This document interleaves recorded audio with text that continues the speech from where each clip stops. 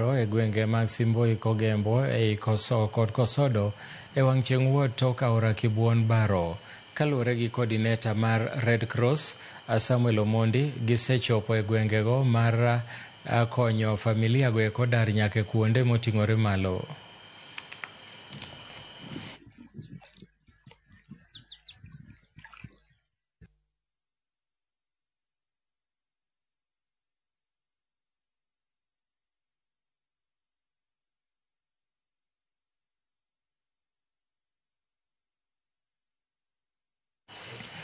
Miche gi miche mag familia mawuok Ndabibi e gwenge ma Naivasha nochuno mondo nindoko tok pi oula mapoya nodarogi e utegi kendo pong'o nyaka skunde.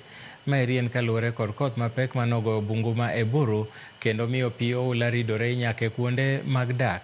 Jodago wacho ni bedo ni odundu mag pi odinore alworano emomiyo kinde ka kinde masiche ma kamago yudogi ka koth chwe. Gie sani jodago moting'o jopuonjre ok nyal chopo e skunde kod puothe mag mafua mathoth oganda tiye e alworano. Sasa maji ambayo yanatoka sehemu za milima na msitu wa Eburu, tuna mito miwili.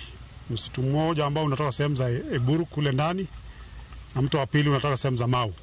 Mito hiyo sasa, manake ile sehemu za miinuko zinamwaga maji sehemu za chini, upande wa Dabibi na upande wa Moidabi, Kipunyo na Duru na Huruma.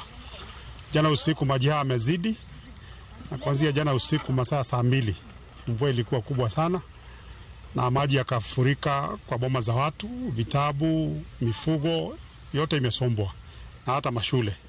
So ombi letu kwa sasa, kwa sababu hili ni jambo la dharura, tunamwelekeza gavana wetu mpendwa Mheshimiwa Susan Kihika, gavana wa Nakuru. Manake hii ni njia ya maji, ni mto, na ilikuwa tumefukua miaka 3 iliyopita. Kwa sasa silt ama mchanga umejaa, tunahitaji excavator ije ichimbue ama idisilt. Makuku yenye inalalia mayai imebebwa leo, mapaka imebebwa, kila kitu ya chini libebwa na maji. Juu hii mvua bado inaendelea, ikinyesha tu kidogo atulali kwa mabama. So tunaomba mtu saidie, tunaumia juu ya maji. Tunaona kule imeanza kuwa nyeusi katika mlima, tumeanza kupata wasiwasi. Kwa hivyo tungeomba kusaidiwa kwa njia ya kuelekezwa maji kupitia excavator, maana ilikuwa hapo awali imetengenezewa njia, lakini sasa imeziba maana imejaa. Jaduong' no yuago paka ne modhi